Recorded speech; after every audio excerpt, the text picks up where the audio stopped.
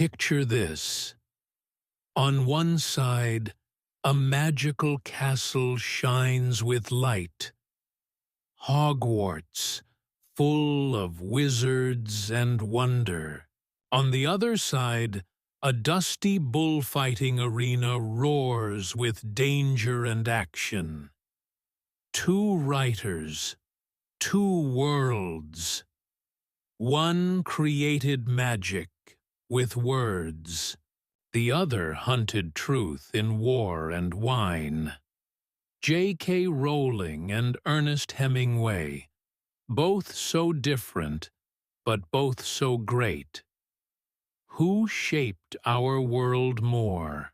Today, we find out. Welcome back to Learn English with Stories 365.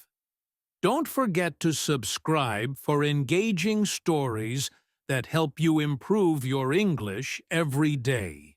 Let's get started. Rowling and Hemingway survived tough times to write amazing stories. They both faced near-death moments and turned them into masterpieces. But Rowling built castles in the air with her imagination, while Hemingway chased storms on the ground with his courage. Did you know Rowling wrote Harry Potter in cafes with her baby strapped to her chest? She turned coffee and dreams into a magical world. And Hemingway? He survived 2 plane crashes in 1 week and still finished his work on time. That's wild. Rowling once said, "Rock bottom became the solid foundation on which I rebuilt my life." Hemingway said, "The world breaks everyone, and afterward, some are strong at the broken places." These words inspire us. In this video, we explore their crazy lives, compare their genius, and steal their best writing tricks to help you with your English. Get ready for lightning-fast stories, book covers side by side, and a battle of quill versus typewriter. Let's jump in. Part 1. The Highlight Reel. 2 writers, 2 legends, 2 totally different stories. Let's start with J.K. Rowling, the wizard of words who changed the world with a boy named Harry Potter. She went from welfare to wealth, from tough days to a $15 billion universe. Imagine that. She was a single mom with big dreams, sitting in cafes, writing about magic while life felt hard. Her story is all about perseverance, never giving up, even when things look impossible. She used her imagination to build a world of wizards, wands, and wonder. Hogwarts wasn't just a school. It became a phenomenon, something huge that everyone loved. Kids and adults read her books, watched her movies, and dreamed of getting their own owl with a letter. But it wasn't easy. Before all the fame, Rowling faced rejection. 12 publishers said no to Harry Potter. 12. She could have stopped, but she didn't. She turned failure into fuel, pushing forward until the world said yes. And that's not all. She's a hero off the page, too. Rowling gives millions to charity, helping people with her money and her heart. That's philanthropy, a big word for kindness with cash. Her books teach us to rewrite our story, to take a bad day and make it something great. From a small idea in a cafe, she created a magical empire. Today, Harry Potter is everywhere. Books, films, even theme parks. Rowling's magic isn't just in her spells, it's in her strength. Now, let's switch gears to Ernest Hemingway, the original macho poet. He wasn't about wizards, he was about real life, raw and wild. Hemingway wrote standing up, with a pencil or typewriter, making words hit hard like punches. He won a Nobel Prize, one of the biggest awards for writers, because his stories were so powerful. His legacy lives in every adventure tale you've ever read or watched. Think of tough heroes, big battles, and dangerous hunts. That's Hemingway's influence. He was a war correspondent, a job where you write about fighting while bombs fall around you. He saw war up close, first as an ambulance driver in World War I, then later reporting on more battles.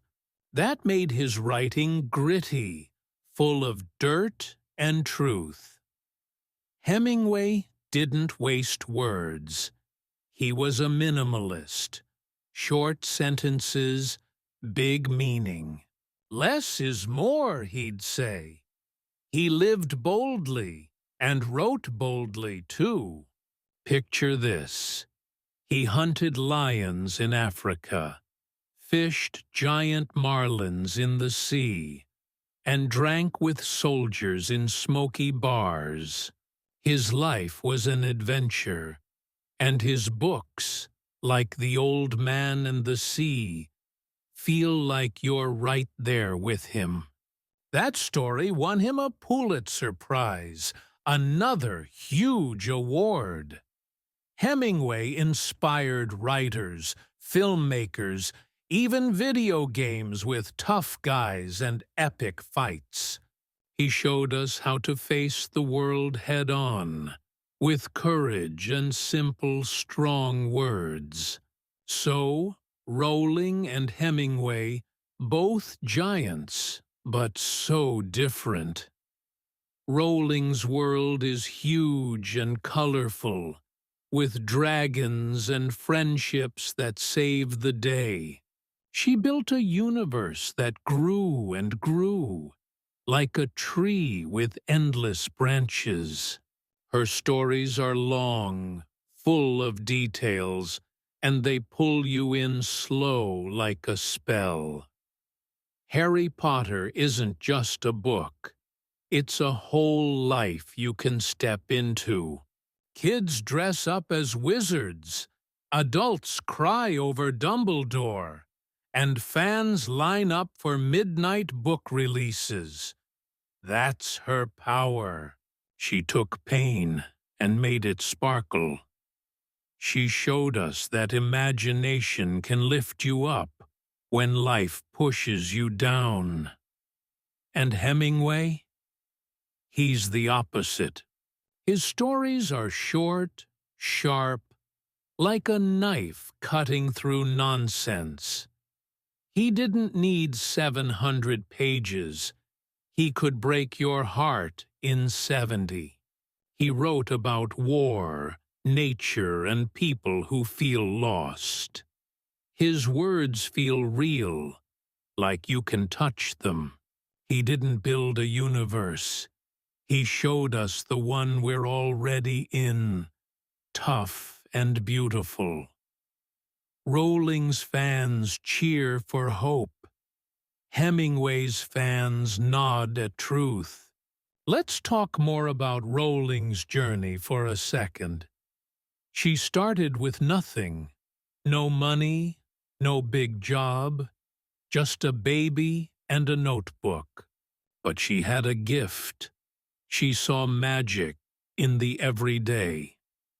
A train ride gave her the idea for Harry Potter, and she ran with it. She wrote in quiet corners while her daughter napped, dreaming of a boy with glasses and a lightning scar. That perseverance paid off big. After those 12 rejections, one publisher said yes, and boom, her life changed forever. The first book sold, then the second, then movies came, and suddenly she was richer than a queen. But she never forgot where she came from. She gives back, helping kids and families who need it most. Her story says, "Don't stop dreaming. Turn failure into fuel, like she did, and you can fly, maybe even on a broomstick." Hemingway's life was wild in a different way. He didn't sit in cafes. He ran toward danger. As a young man, he drove ambulances in World War I, dodging bullets to save soldiers. Later, he hunted big animals in Africa and sailed stormy seas. He had 4 wives and 1,000,000 stories. His writing was concise, short and strong, like him. He called it the iceberg theory. Show a little on top, hide a lot underneath. Readers have to think, feel, dig for the meaning. That's why his books stick with you. A Farewell to Arms is about love in war. For Whom the Bell Tolls is about fighting for what's right. He lived big, wrote big, even if his sentences were small. And get this, he survived plane crashes, car wrecks, and war wounds. The man was unbreakable until he wasn't. His end was sad, but his words live on. Live boldly, write boldly. That's Hemingway's lesson. So where do these two meet? They both faced hard times and came out stronger. Rowling fought poverty and sadness. Hemingway fought wars and wild beasts. They turned pain into art. Rowling's art is warm, full of friends and hope. Hemingway's is cold, full of struggle and strength. She wrote for kids and dreamers. He wrote for adults and doubters. Her books are a hug. His are a punch. Together, they show us every side of life, light and dark, big and small. And their words, they're gold for learning English. Rowling gives us fun new words like muggle. Hemingway gives us short, punchy verbs. They're different, but they're both masters. Here's the big question. How did a single mom and a war reporter become legends? Rowling started with a pen and a baby. Hemingway started with a gun and a notebook. Their lives were messy, amazing, and totally real. We're going to dig deeper into those stories next. Rowling's cafe days and Hemingway's war nights. They're wilder than you think. We'll see how a woman with no money built a wizarding world, and how a man with no fear shaped modern stories. Stick around, because this battle of words is just getting started. Part 2. J.K. Rowling's background. Let's step into the life of J.K. Rowling, the woman who turned a tough start into a magical empire. Picture this. A young mom sits in a small cafe. Her baby sleeps in a stroller next to her. She's got a cup of coffee, a pen, and a big dream. This is where Harry Potter was born. Not in a castle, but at a wobbly table in Edinburgh, Scotland. Rowling's life wasn't easy back then. She was a single mom with no money, living on welfare. That means the government gave her just enough to eat and pay rent.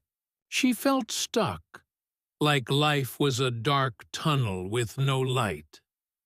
She even battled depression, a heavy sadness that made every day hard.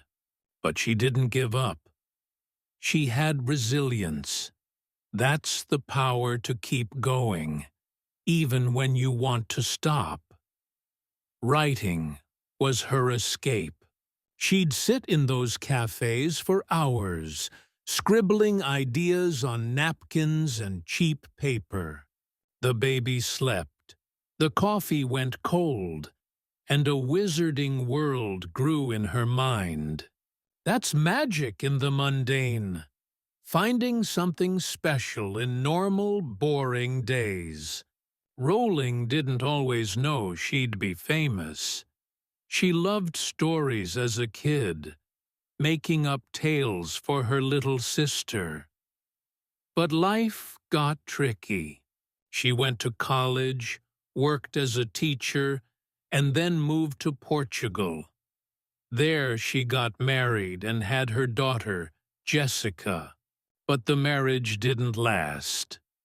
When it fell apart, she came back to Scotland with almost nothing, just her baby and a suitcase. That's when the idea for Harry Potter hit her. She was on a train, staring out the window, and boom! A boy with glasses and a scar popped into her head. She didn't have a pen, so she kept the story in her mind until she could write it down. That was 1990. For years, she worked on her manuscript, the big pile of pages that would become her first book. She wrote whenever she could, late at night, during naps, in those cozy cafes. It was slow, hard work, but she loved it.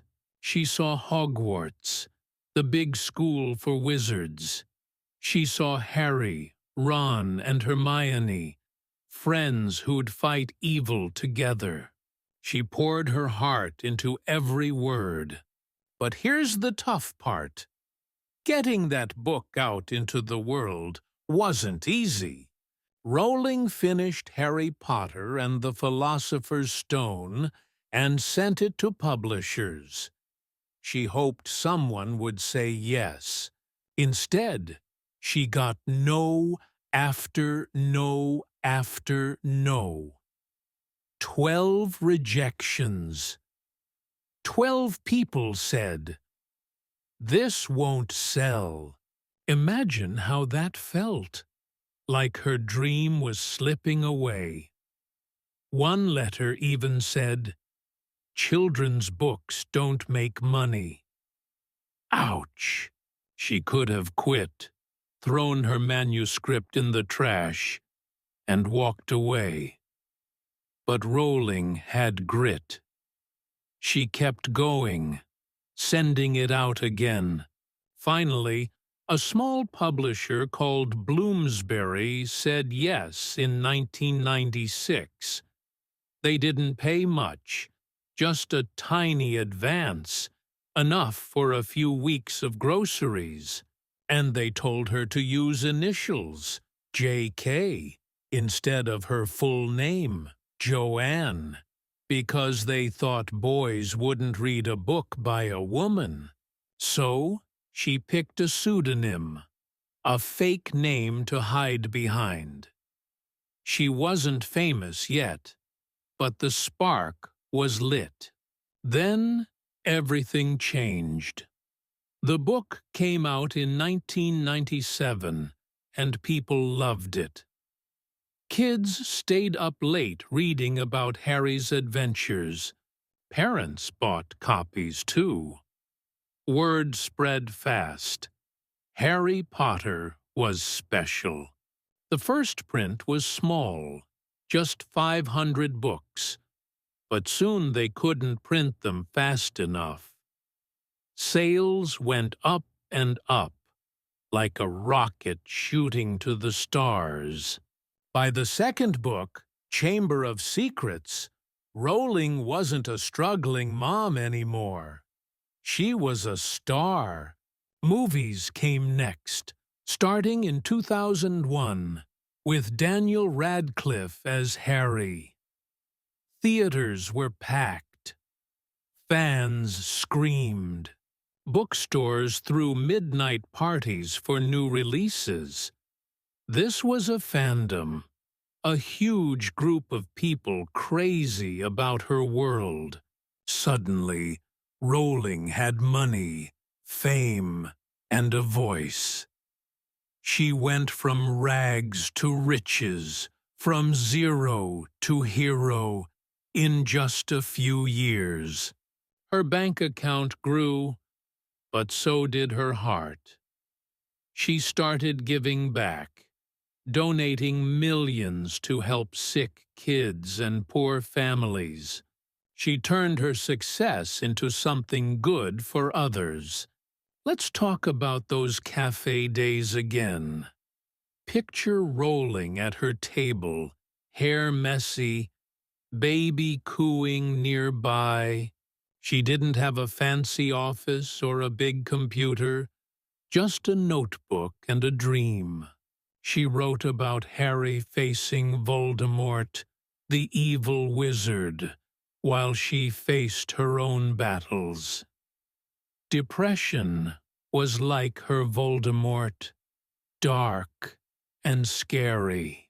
She even put some of that sadness into her books.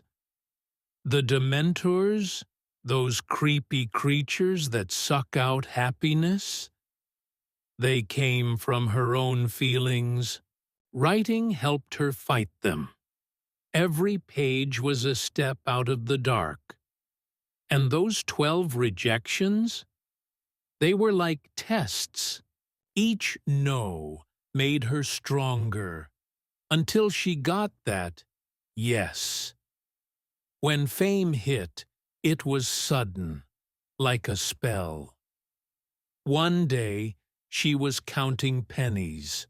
The next, she was on TV, signing books for lines of fans. Her life became a fairy tale, but she wrote it herself. What's amazing is how fast Harry Potter grew. The first book sold 300,000 copies in the UK alone. By 2000, millions were reading it worldwide. The movies made billions. Yes, billions. Theme parks opened, like the Wizarding World in Florida, where fans ride broomsticks and drink butterbeer. Rowling's story wasn't just a book anymore. It was a whole universe. She made up words like muggle for non-magic people, and now we all use it. That's power. She took a simple idea, a boy under the stairs, and turned it into a global hit. But she stayed humble. She'd say, "I just wanted to tell a good story." And she did, over and over, with 7 books full of magic, friendship, and hope. Rowling's life teaches us something big. You can start with nothing and end up with everything. She was broke, sad, and alone. But she found magic in the mundane. A cafe table became her throne. A train ride became her spark. She faced depression and beat it with words. She took 12 rejections and turned them into a yes that changed the world. Her resilience is a lesson.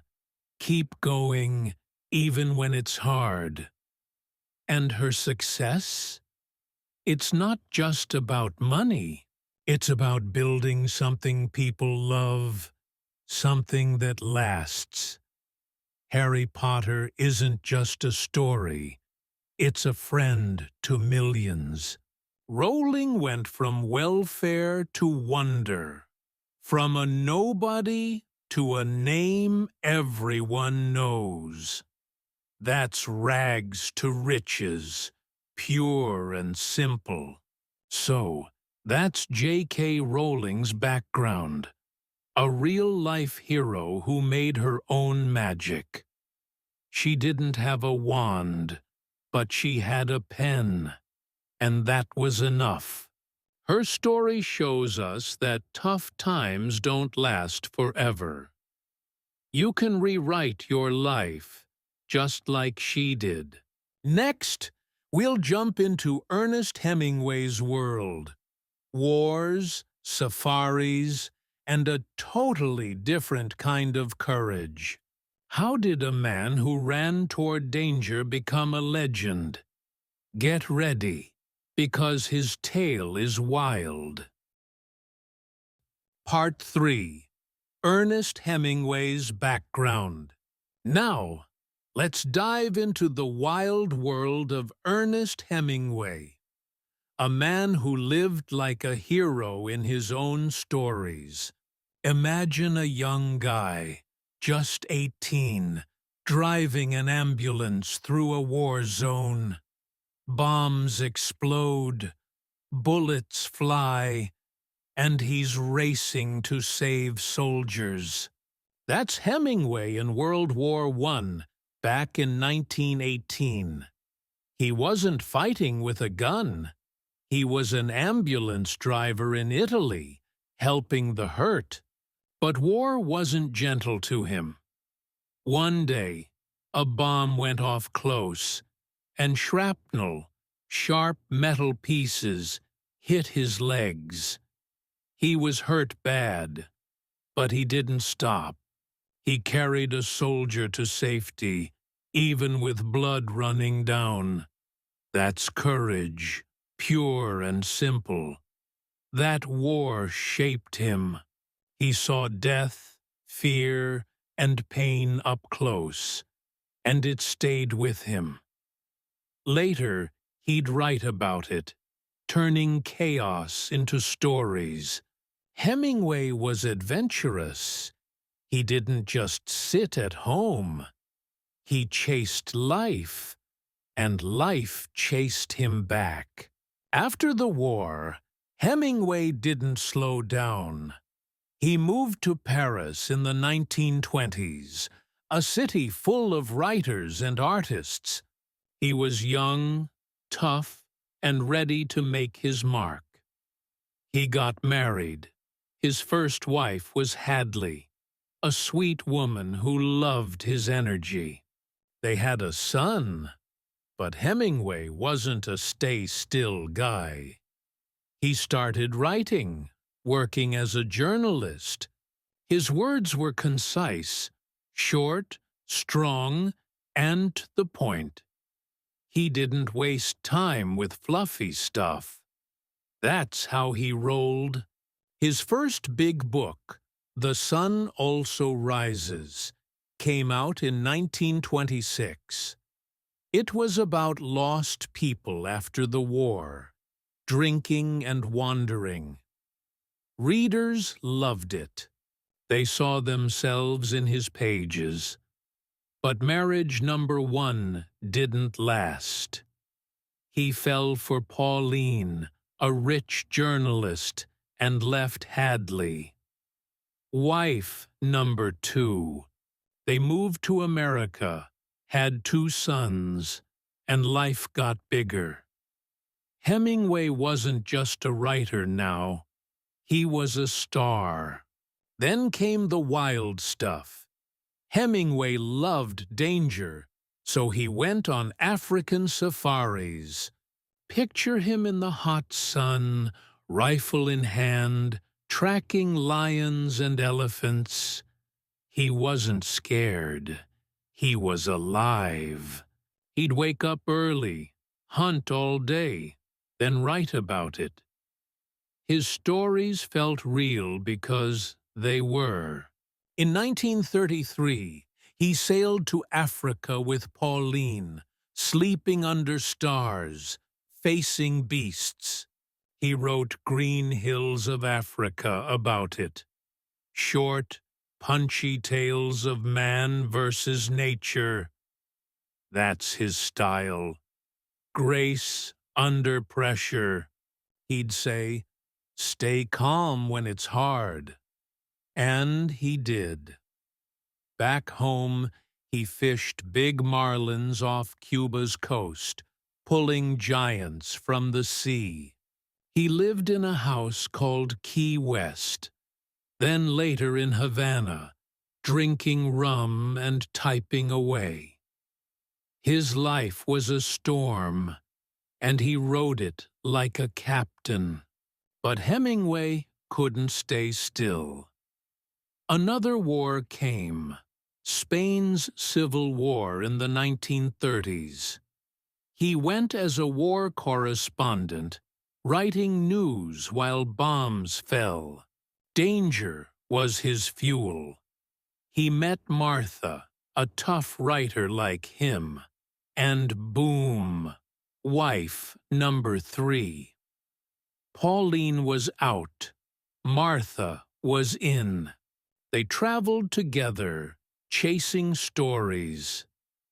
Then World War II hit. Hemingway didn't just watch. He hunted submarines off Cuba with his boat. Crazy, right? He wrote For Whom the Bell Tolls During This Time, a huge book about war and love. It was a hit, and he was a legend. But Martha left him too. Enter Mary, wife number 4, in 1946. She stayed till the end. 4 wives, 4 lives. Hemingway loved hard and lost hard. His biggest win came in 1952 with The Old Man and the Sea. It's a tiny book about an old fisherman fighting a giant fish. Simple, but deep. It won the Pulitzer Prize in 1953, a big award for great writing. Then, in 1954, he got the Nobel Prize, the king of all writing honors. Everyone said, Hemingway's the best. He wrote it standing up in a little room, with sweat and focus. That book has his famous iceberg theory. Show a little, hide a lot. Like an iceberg in the ocean, most of it's underwater. Readers have to think, feel the weight. That's why it's powerful. He said, write drunk, edit sober. Maybe he meant it. Hemingway loved his drinks, whiskey and wine flowing like rivers. But he worked hard, too. His words cut like a knife, sharp and clean. Life wasn't all wins, though. Hemingway's body took a beating. In 1954, he survived 2 plane crashes in Africa. One right after the other. The first plane hit the ground, and he walked away bruised. The next day, a second plane went down, and he smashed his head. Newspapers said he was dead, but he wasn't. He laughed it off and kept going. That's machismo. Big, tough man energy. He hunted, fought, and wrote through pain. But inside, things got dark. By the 1960s, he wasn't the same. He moved to Idaho, far from wars and safaris. Depression crept in, like a shadow he couldn't shake. He'd seen too much. War, loss, broken marriages. His head hurt from the crashes. His heart hurt from life. On July 1961, it ended. Hemingway took his own life with a gun. It was a tragedy, a sad, quiet end to a loud, bold man. He was 61, but his stories never died. Let's rewind to those war days for a second. Young Hemingway in Italy, dodging bombs, wasn't just a driver. He was a dreamer. He wrote A Farewell to Arms later, about a soldier and a nurse in love. It's raw, real, full of war's mess. That's where he started. Blood and ink mixing together. And those safaris? He'd sit by campfires, telling tales to hunters, then turn them into books. His life was his material. 4 wives kept him spinning. Hadley gave him Paris. Pauline gave him money. Martha gave him war. Mary gave him peace. Each one changed him. The Nobel Prize said he was a master, but he'd shrug and say, "Just write what you know." He knew a lot. Pain, joy, and everything between. Hemingway's end was dark, but his light still shines. The Old Man and the Sea sits on shelves everywhere. Movies like A Farewell to Arms play on screens. His house in Cuba is a museum now, with his typewriter still there. He was part of the lost generation. People broken by war, searching for meaning. He found it in short sentences and big fights. His tragedy wasn't the end. It was part of his story. He showed us how to face the world with grace under pressure, how to write drunk on life and edit sober with truth.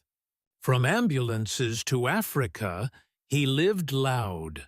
That's Ernest Hemingway, a man who ran toward danger and wrote it down. His life was messy, thrilling, and real.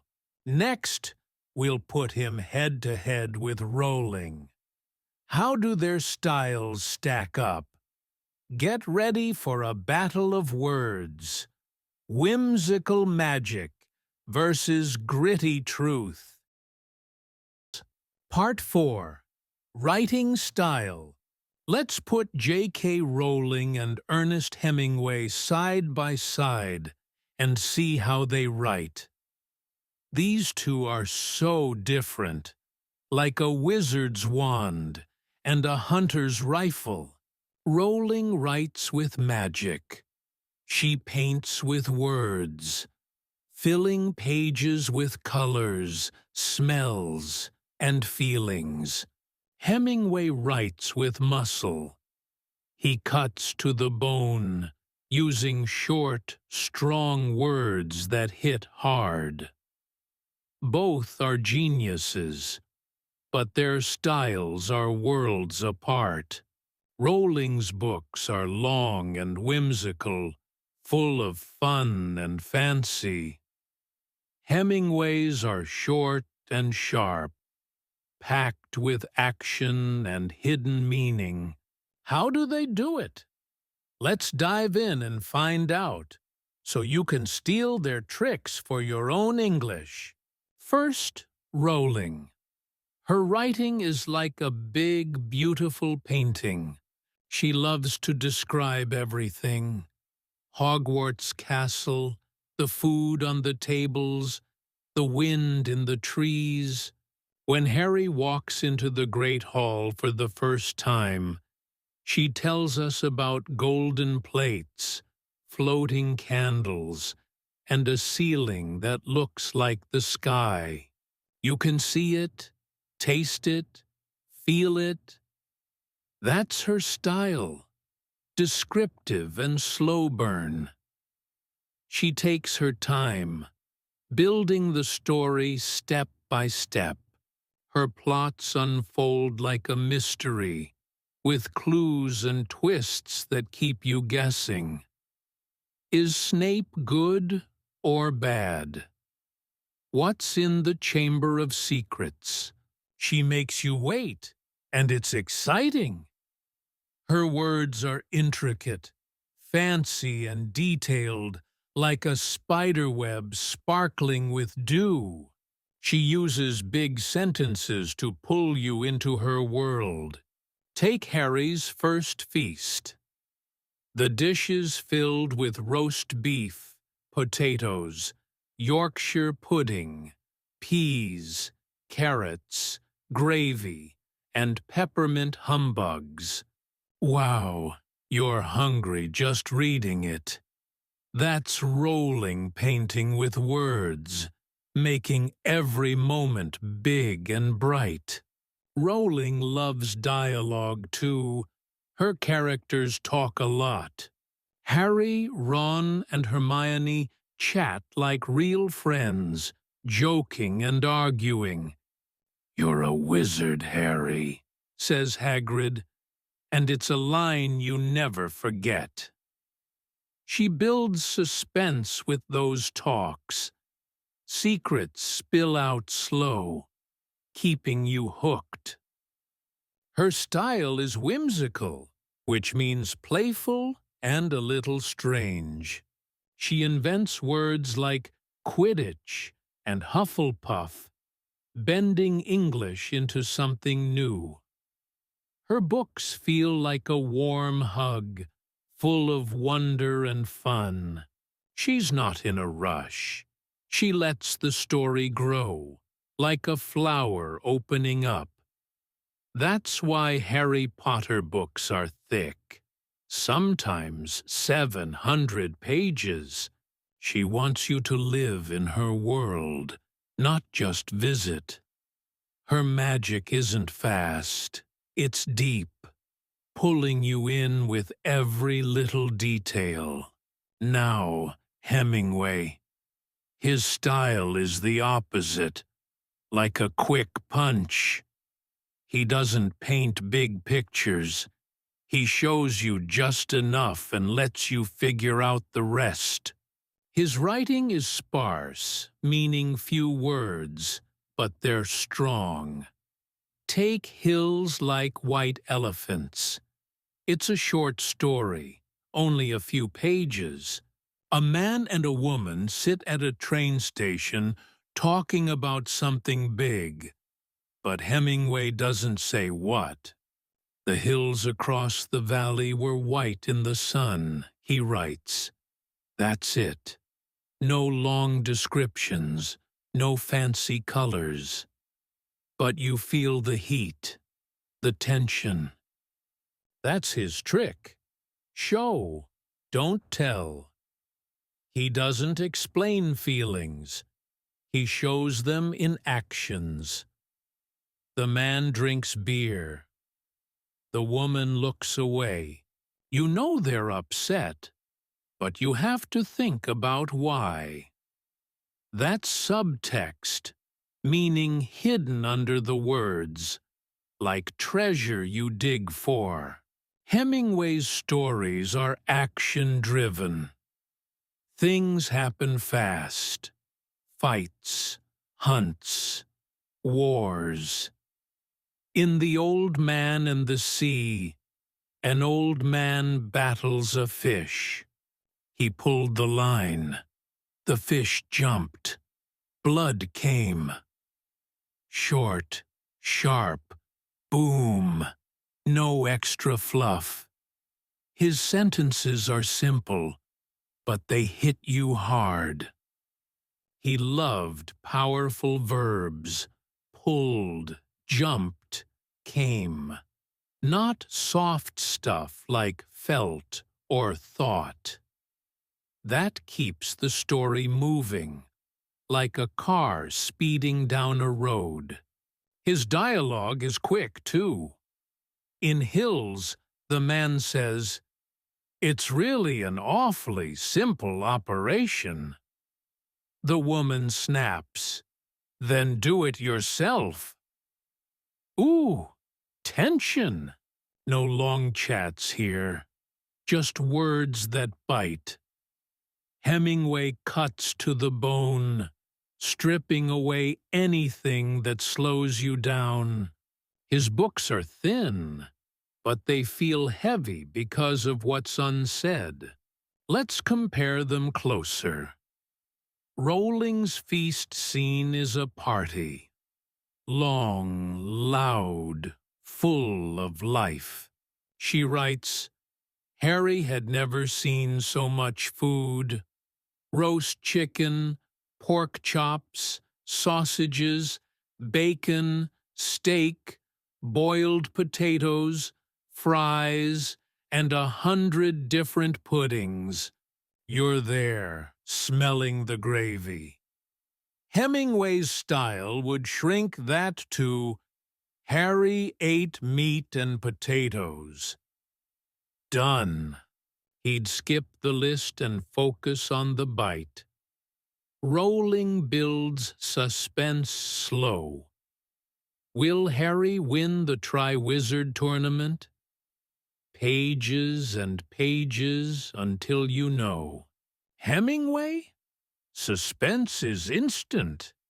In For Whom the Bell Tolls, a bridge might blow up in 5 lines. Boom! It's over. Rowling's intricate webs take time to weave.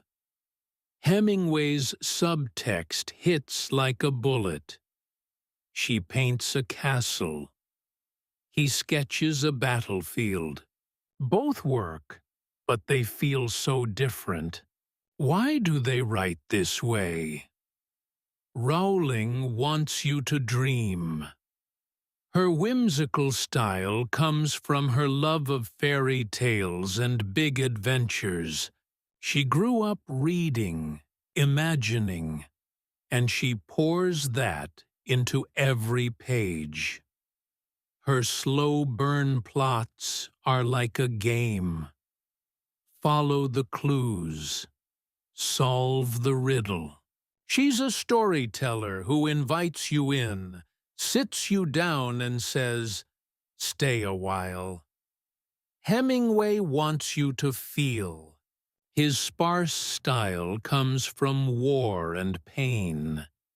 He saw too much to waste words. He called it the iceberg theory. 1 part shows, 7 parts hide below. He lived fast, wrote fast, and expected you to keep up. Show, don't tell was his rule. No hand-holding, just truth. Rowling's dialogue is chatty, warm. Hemingway's is cold, real. She builds a world. He breaks one open. Which is better? Depends on you. Rowling's style is great for painting with words. Try it when you write about your day. Describe the smells, the sounds, the little things. Make it big and fun. Hemingway's style is perfect for cutting to the bone. Try it when you're mad or rushed.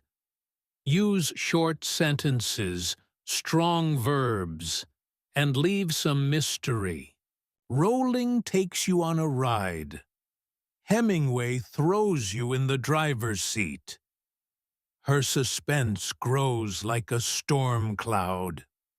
His hits like lightning. Together, they show us two ways to tell a story. One long and magical, one short and tough. Let's see it in action. Rowling. The owl swooped through the window, dropping a letter on Harry's bed, its feathers glinting in the moonlight. Pretty, right? Hemingway. The owl flew in. It dropped a letter. Harry grabbed it. Same moment, different feel. Rowling's intricate, whimsical touch makes it glow. Hemingway's sparse, action-driven snap makes it fast. Both are masters. One fills the page, one empties it. You can learn from both. Paint with words like Rowling when you want to dream. Cut to the bone like Hemingway when you want to fight. So, that's their writing style showdown. Rowling's descriptive, slow magic versus Hemingway's sparse, quick truth. Next, we'll compare their themes. What big ideas hide in their stories? Get ready for good versus evil, and man versus nature. Part 5. Themes. Now, let's look at the big ideas in J.K. Rowling's and Ernest Hemingway's stories. Themes that make you think and feel. Themes are like the heart of a book, the messages hiding inside. Rowling and Hemingway tell different tales, and their themes show us two sides of life. Rowling's world is full of light in the darkness, good fighting evil, friends sticking together, hope shining through. Hemingway's world is tougher, man battling nature, wondering what life means, feeling lost after war. Both hit you hard, but in totally different ways. Let's jump in and see what they're really saying. First, Rowling. Her biggest theme is good versus evil. In Harry Potter, it's clear. Harry is good. Voldemort is bad. Harry's a brave kid with a scar, fighting a dark wizard who wants power and death. Every book is a battle between right and wrong. Will Harry win? Can love beat hate? That's morality, knowing what's good and what's bad. Rowling makes it big and loud, like a war between light and dark. Think of the Death Eaters with their scary dark mark sneaking around versus Dumbledore's army, training to fight back. It's not just magic, it's a lesson. Good people stand up, even when it's hard. She shows us courage isn't just for heroes, it's for everyone. Harry's not perfect, but he tries, and that's what counts. Another huge theme for Rowling is friendship. Harry doesn't win alone. He's got Ron and Hermione. They're a team, like three legs on a stool. Ron's funny and loyal, Hermione's smart and bossy, and Harry's the leader who needs them both. They fight, they laugh, they save each other. In Prisoner of Azkaban, Hermione uses her time turner to help Harry rescue Sirius. In Deathly Hallows, Ron comes back after leaving, proving friends don't quit. Rowling says friendship is power. It's the glue that holds you together when evil comes knocking. It's not just kids' stuff. It's real. Friends lift you up when life's dark, and Rowling makes you feel that warmth on every page. Then there's hope in darkness. Rowling's stories start tough. Harry's an orphan, living under the stairs, treated like dirt. Life's unfair, but it gets better. He finds Hogwarts, friends, a family he never had.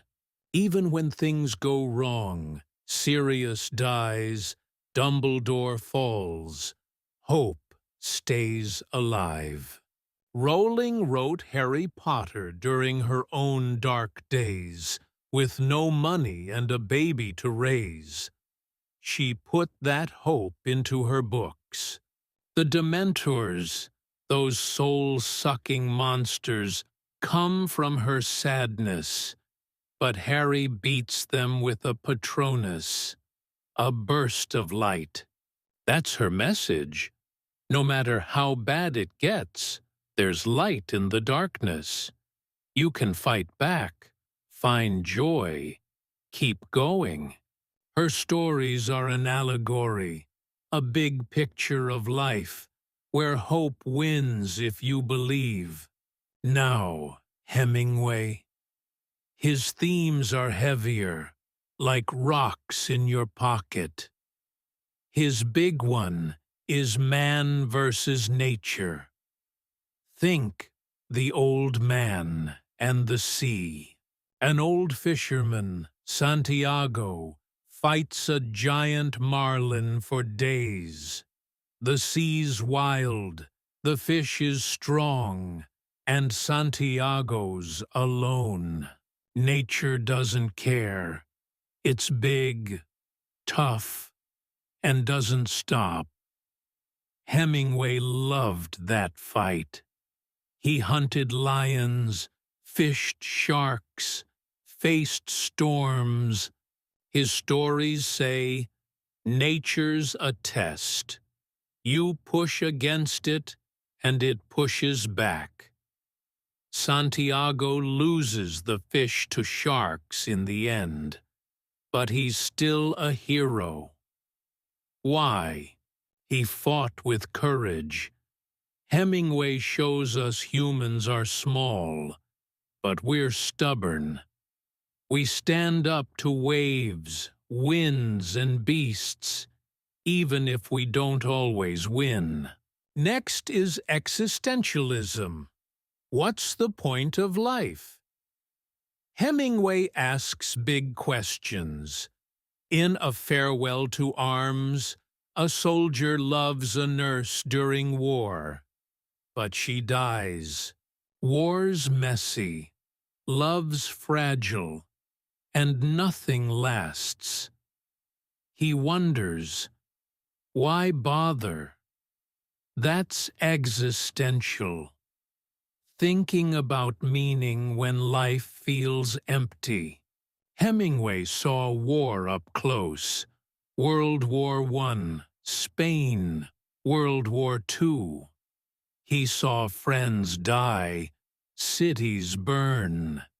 His characters feel lost, like there's no big answer.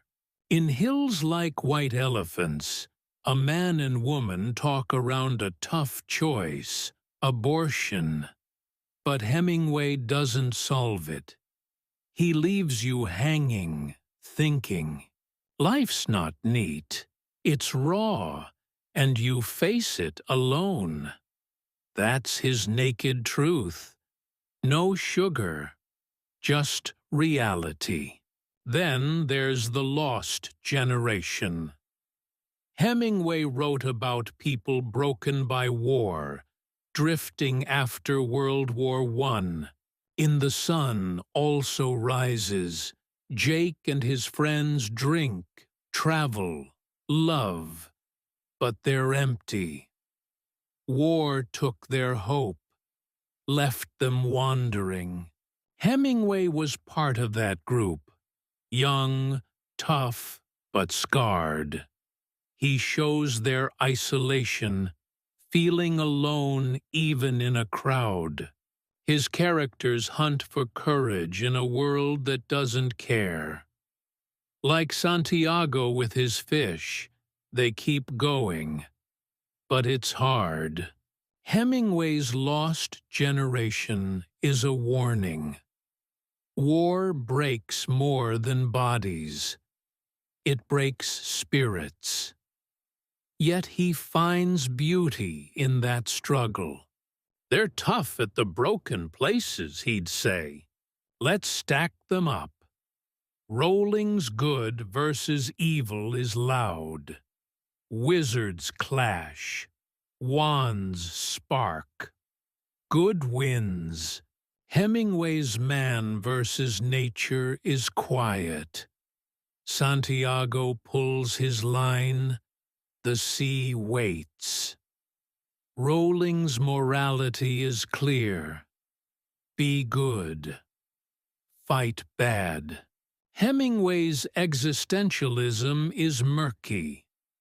What's good? What's bad? Who knows? Friendship drives Rowling. Harry's gang beats Voldemort together. Hemingway's isolation cuts deep. Santiago's alone. Jake's alone. No team to save them. Rowling's hope in darkness glows like a Patronus. Hemingway's naked truth stings like salt water. Her stories lift you up. Voldemort's gone. The world's safe. His drag you down. The fish is eaten. The war's still lost. Rowling's an allegory of triumph. Hemingway's a mirror of struggle. Why these themes? Rowling wrote from pain, poverty, depression. But she dreamed of better. Her good versus evil comes from wanting justice. Her friendship comes from needing love. Her hope comes from surviving. Hemingway wrote from war, bombs, blood, loss. His man versus nature comes from fighting the wild. His existentialism comes from doubting everything. His lost generation comes from seeing friends fade. Rowling builds a world where good wins. Hemingway tears one apart to show what's real. She's light in the darkness. Believe and you'll shine. He's naked truth. Face it, and you'll stand. Picture this. Rowling's dark mark floats in the sky. Evil coming fast. Hemingway's lone fisherman pulls his boat.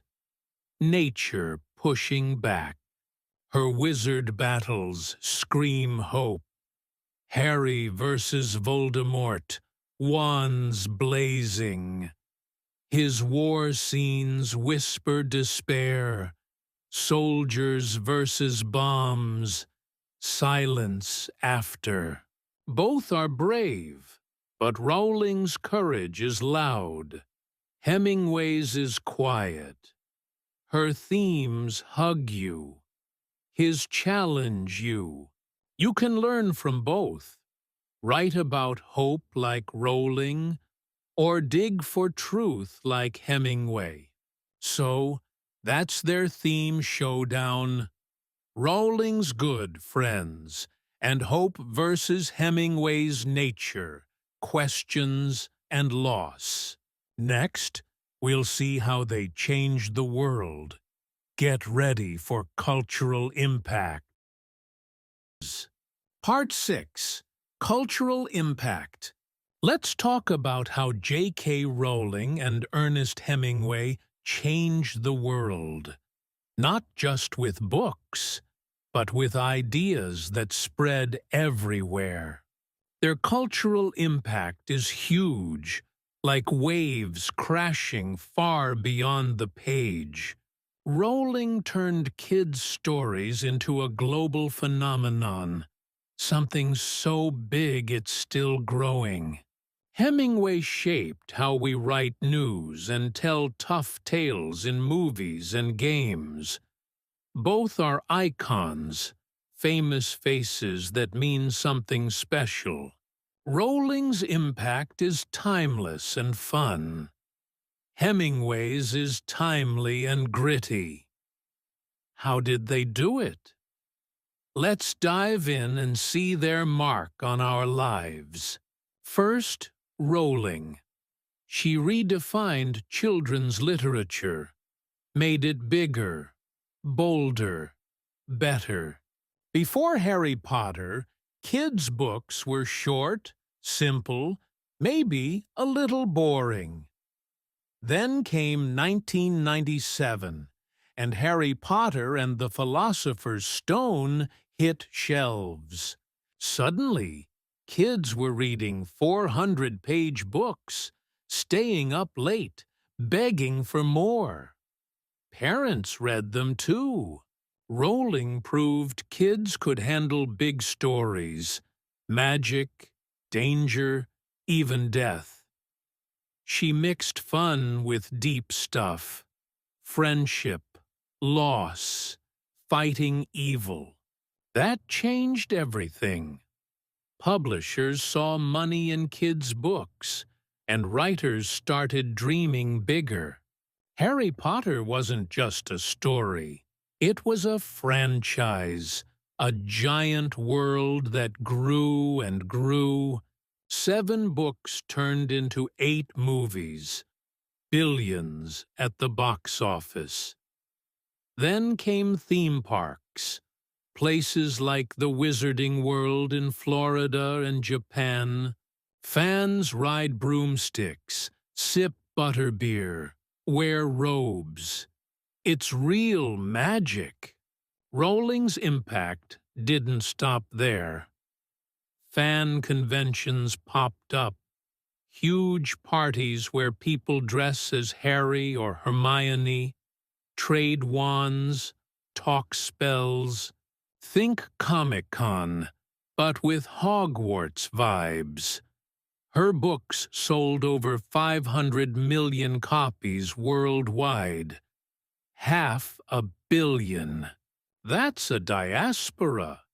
A big spread of fans across countries, languages, ages. Kids in China, Brazil, India, they all know Muggle. She made reading cool again. Not just for nerds, but for everyone. Movies brought her words to life. Daniel Radcliffe as Harry, Emma Watson as Hermione. Big stars born from her pages. Spin-offs came too, like Fantastic Beasts, keeping the magic alive.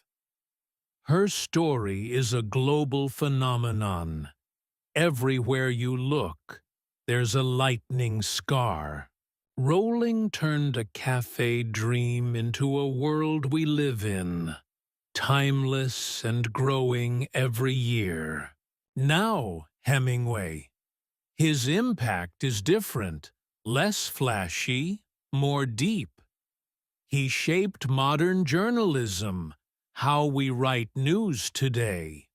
Back in the 1920s, Hemingway worked as a reporter, covering wars and big events. He didn't mess around. His words were short, clear, true. The war started. Men died. Rain fell. That's it.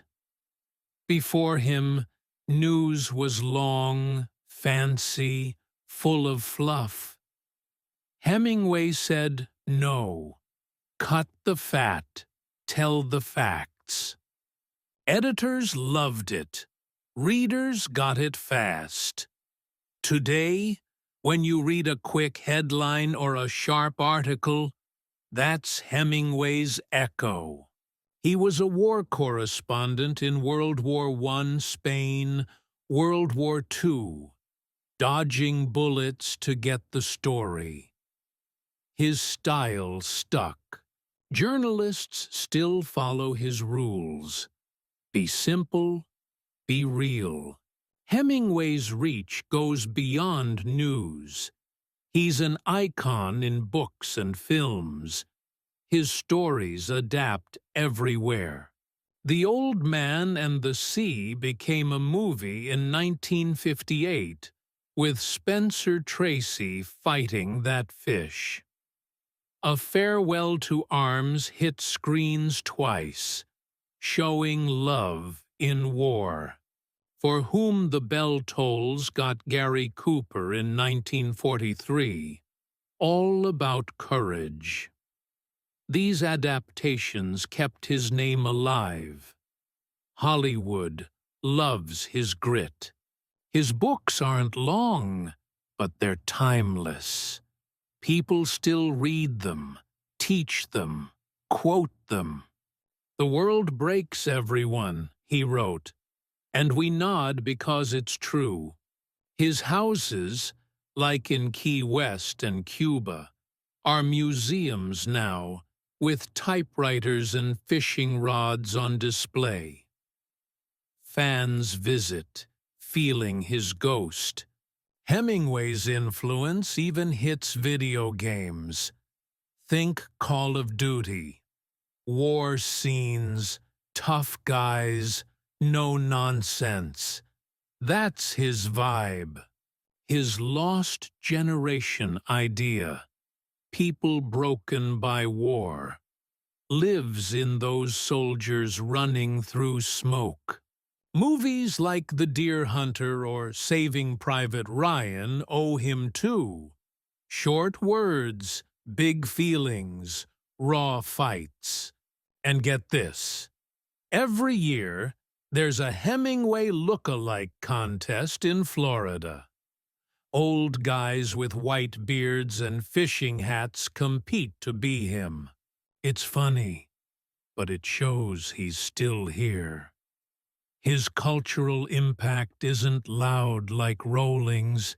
It's quiet, strong, timely. He fits the moment, then and now. Let's compare them close.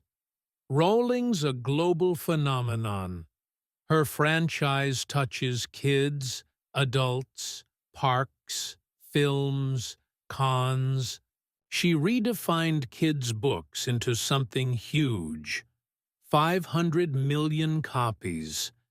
Theme park lines a mile long. Hemingway's quieter. His books sell less. But they shape how we write and fight in stories. Rowling's timeless. Harry Potter feels fresh forever. A world you step into. Hemingway's timely. His war tales fit the 1900s, but they still bite today. Her diaspora is massive. Fans in every corner, wearing Gryffindor scarves. His is smaller. Writers, filmmakers, gamers nodding to his style. Rowling's an icon of joy, smiling kids with wands. Hemingway's an icon of grit, tough guys with scars. How'd they do it? Rowling's impact comes from hope. She wrote Harry Potter in hard times, no money, sad heart, and gave us a hero who wins. That hope spread. Kids read, parents cried, parks opened. Her franchise grew because we want magic, escape, fun. She's everywhere because she's everyone's friend. Hemingway's impact comes from truth. He saw war, hunted lions, lived wild, and wrote it raw. His journalism style stuck because it works. Short, fast, real. His stories adapt because they're tough, like life. He's not everywhere, but he's deep. Writers copy him. Directors chase him. Fans dress like him. Rowling builds a world to love. Hemingway mirrors a world to face. Picture this. Rowling's fans flood Hogwarts in Orlando, screaming on rides, buying wands. Hemingway's fans cheer at look-alike contests, raising beers, swapping war quotes. Her cultural mark is loud. Movies make billions. Books stack shelves. His is steady. Journalism shifts. Films nod. Games echo. Rowling's timeless touch keeps kids dreaming. Harry's still flying in 2025. Hemingway's timely punch keeps wars real. Santiago's fish still fights. Her franchise is a party. Global. Bright. Alive. His influence is a pulse. Quiet. Tough. Lasting. Both changed us. Rowling with wands. Hemingway with words. What's their secret? Rowling's impact is about connection. Fans feel Harry's theirs. She made a diaspora of dreamers, from books to butterbeer. Hemingway's is about craft. Writers feel his rules. He made a legacy of grit, from news to Nintendo. She's the queen of kids lit, bigger than anyone before. He's the king of short truth, sharper than most after. Together, they show culture two ways, one loud and wide, one deep and tight. You can feel them, Rowling in a wizard hat, Hemingway in a fishing boat. So, that's their cultural impact. Rowling's global, timeless franchise versus Hemingway's timely, tough influence. Next, we'll steal their English tricks. Get ready to learn from the best. Part 7. English Learning Focus. Let's get practical now. J.K. Rowling and Ernest Hemingway aren't just great writers. They're great teachers for your English. They've got tricks you can steal to make your writing fun, strong, and clear. Rowling loves to play with words. She invents new ones and uses cool British slang. Hemingway keeps it simple. He sticks to short sentences and powerful verbs. Both can help you master English, whether you want it magical or punchy. We'll break down their secrets and give you tips to try. Get your pen ready. This is where you shine. First, Rowling's tricks. She's a word wizard. She makes up new vocabulary like it's magic. This is called neologism, creating words that didn't exist before. Think muggle. It means a non-magic person in Harry Potter. Before her, no one said it. Now, it's in dictionaries. She invented Quidditch, too, a crazy sport with brooms and balls, and Hogwarts, a school name that sounds old and mysterious. These words are vivid. They paint a picture in your head. Rowling's neologisms make her world feel real, like you could visit. You can try this. Make up a word for something fun, like snackzoid for a snack monster. Write it in a sentence. The snackzoid ate all my chips. See? It's playful and easy. Rowling also loves British dialect, slang that's super UK. In her books, Ron says bloody hell when he's shocked. It's a British way to say, wow, that's crazy. Hagrid says you're instead of your. It's rough, friendly, real. Rubbish means trash or nonsense, like, that idea's rubbish. She uses these to show who's talking. Ron's a regular kid. Hagrid's a big softy. Dialect makes her characters alive, like friends chatting. You can use slang too. Try cool or awesome for happy, yuck for bad. Right. This cake is awesome, but the rain is yuck. It's fun and sounds natural. Rowling says, master the magical. Play with words. Twist them. Make them yours. Here's an example from her. In Philosopher's Stone, she writes, Harry caught the snitch in a brill swoop, and the crowd went bonkers. Brill is British for brilliant. Swoop is a fast move. Bonkers means wild. It's vivid, full of life. She mixes real words with her own, like snitch, a tiny flying ball. That's her trick. Blend new and old. Keep it exciting. You can do it too. Try this prompt. Invent a magical pet and describe it. Maybe. My fluffle flew high. Its sparkly wings all wonky. Fluffle is yours.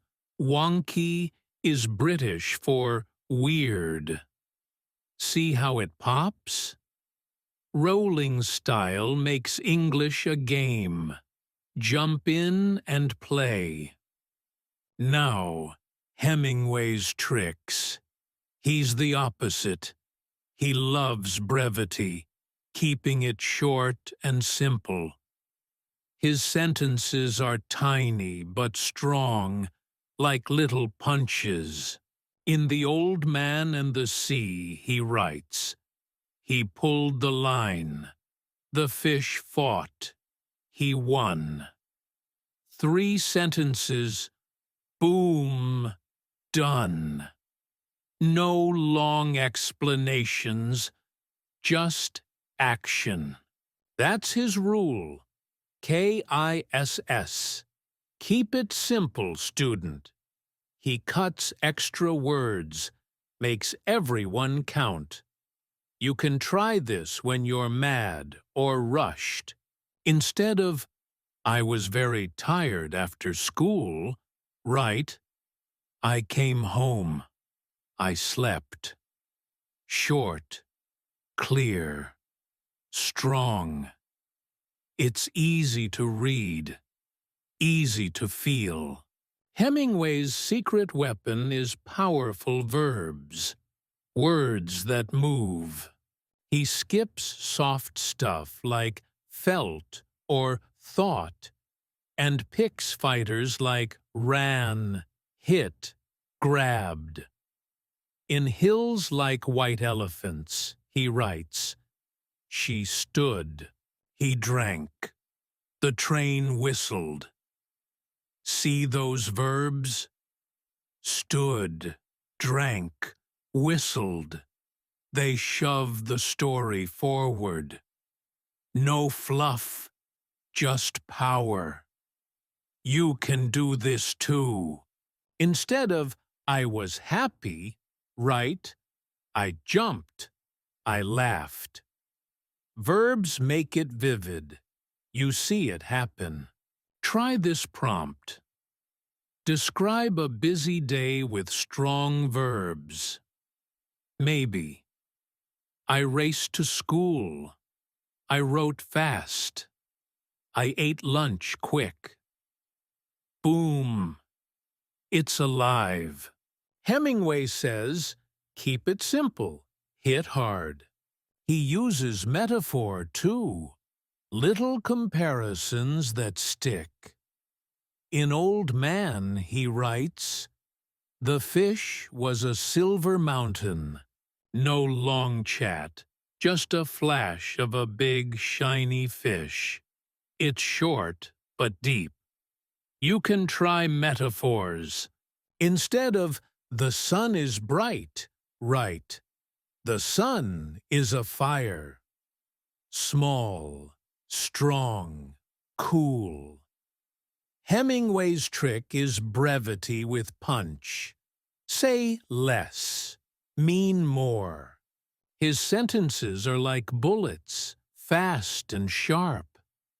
You don't need big words or long lines, just truth that bites. Practice this. Write about rain in 3 short sentences. Maybe. Rain fell. Puddles grew. I ran. Done. That's Hemingway's power. Let's compare them. Rowling's line. The owl swooped low, its feathers a glittery blur in the moonlight. It's long, magical, full of sparkle. Hemingway's take. The owl flew. It dropped the letter. Harry grabbed it. Short, simple, straight. Rowling's neologism like muggle adds fun. Try sleepzoid for a nap lover. Hemingway's brevity cuts it down. Try I slept instead. Her dialect says bloody brilliant. You say super cool. His verbs say he fought. You say I kicked. Rowling's vivid style paints a big picture. Hemingway's metaphor flashes a small one.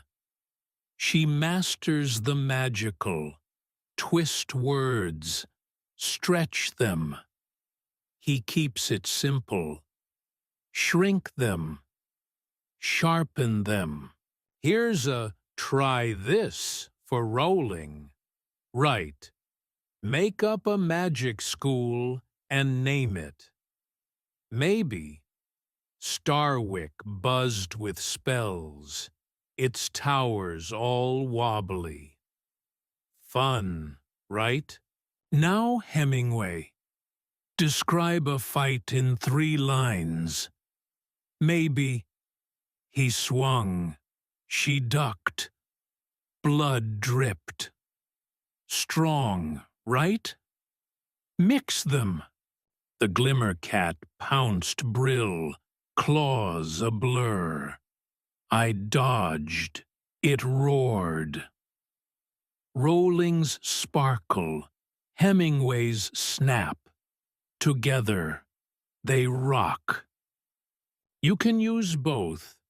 Play with words when you're happy. Cut them when you're fast. Why do they work? Rowling's tricks fit stories. Make them big, wild, alive. Her neologisms and slang hook you. Like a spell, she wrote Harry Potter to escape, and her words pull you in too. Hemingway's tricks fit life. Make it real, raw, quick. His brevity and verbs grab you like a punch.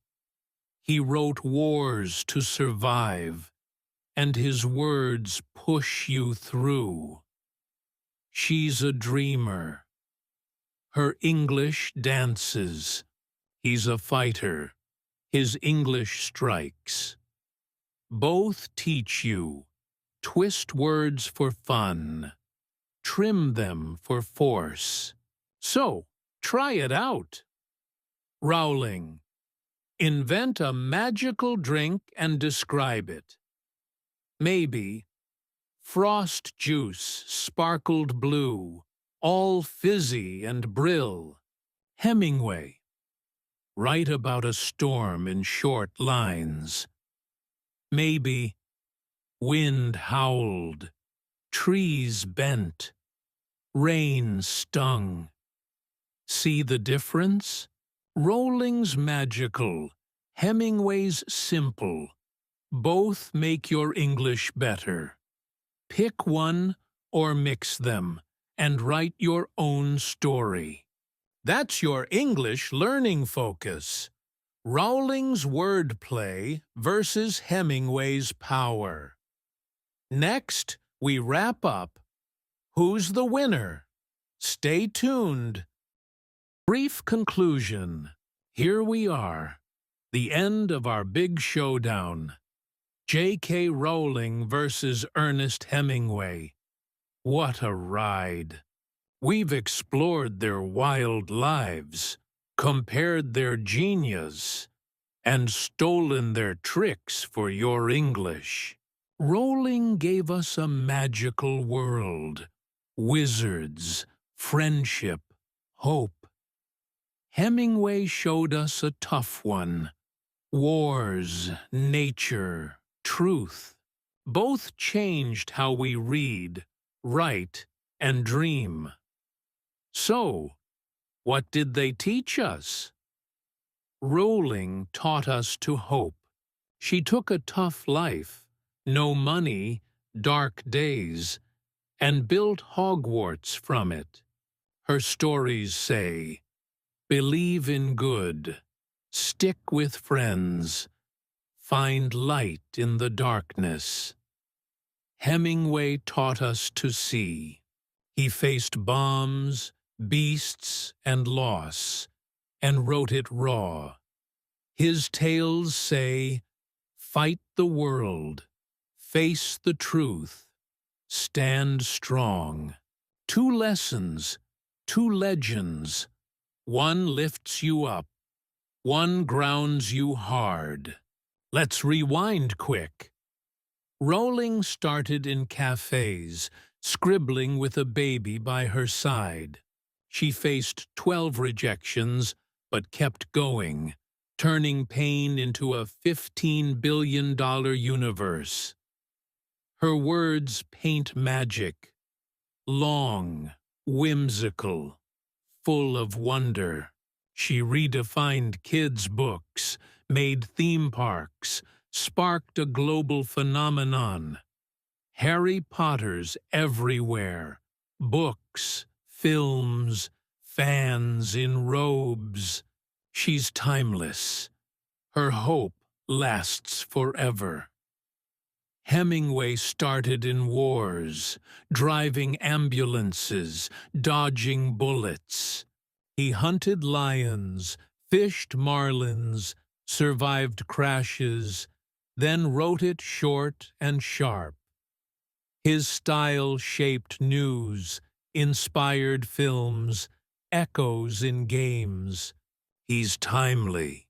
His truth fits the fight. Rowling's a dreamer who rewrote her story.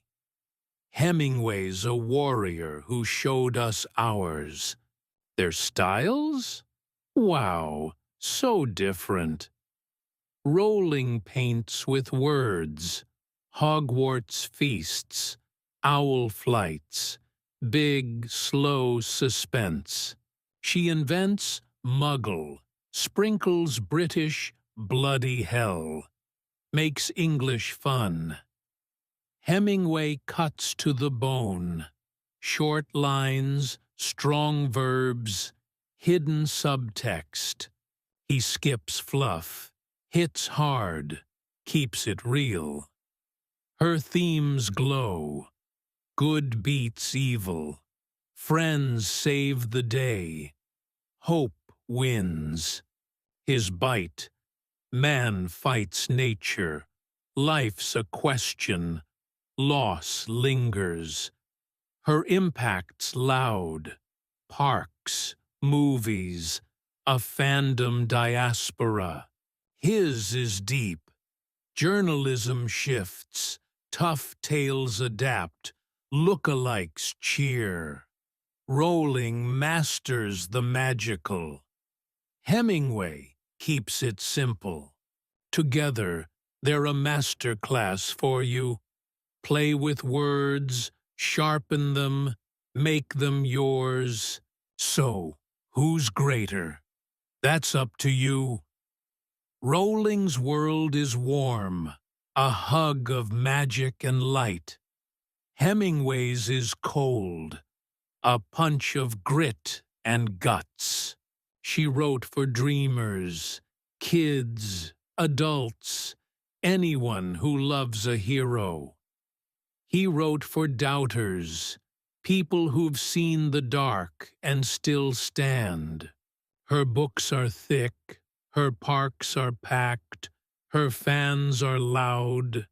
His books are thin, his influence is quiet, his truth is heavy.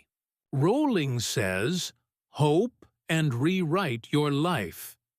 Hemingway says, see and survive it. Who wins this battle? You tell us. We've got their lives, their styles, their legacies.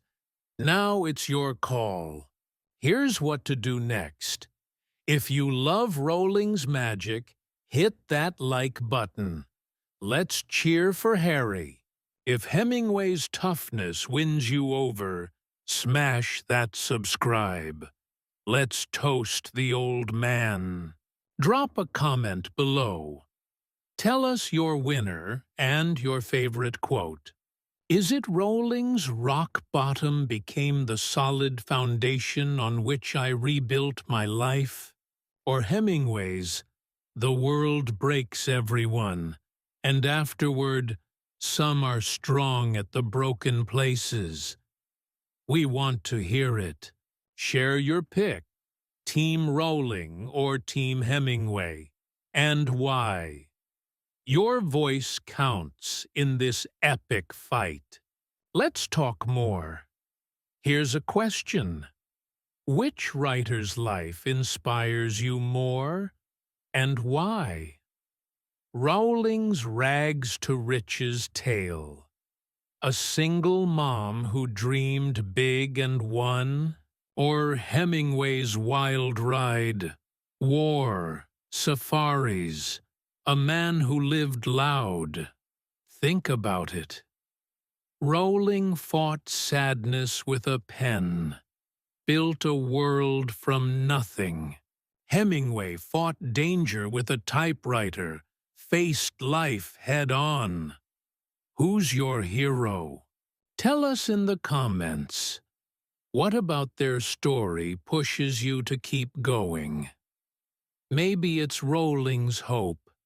Maybe Hemingway's courage. We're listening. One more question. If you could have coffee with one, what would you ask? Imagine sitting with Rowling in her cafe, baby stroller rocking. Would you say, "How did you keep writing after 12 no's?" Or, "What's Harry's next adventure?" Or, picture Hemingway at a bar, whiskey in hand. Would you ask, "How did you survive those crashes?" Or, "What's the secret to short sentences?" They're both so cool. Rowling with her warm smile. Hemingway with his tough stare. What's your question? Drop it below. We'd love to know what you'd say to these legends. This journey's been wild. From Hogwarts to bullfights, cafes to wars. Rowling and Hemingway aren't just writers. They're teachers, dreamers, fighters. Rowling gave us a wand to wave. Hope, friends, magic words. Hemingway gave us a fist to clench. Truth, strength, simple power. They shaped our world, and now they can shape yours. So, pick your winner, steal their tricks, write your own story. Like for Rowling, subscribe for Hemingway. Let's keep this battle alive. Comment your thoughts, your quotes, your questions. We're Team U. Keep learning. Keep shining. That's it. Our showdown's done. Rowling taught us to hope. Hemingway taught us to see. Who's greater? You decide. Hit like, hit subscribe, hit the comments. Let's hear your voice. See you next time for more English adventures on Learn English with Stories 365. Stay magical, stay tough, stay awesome.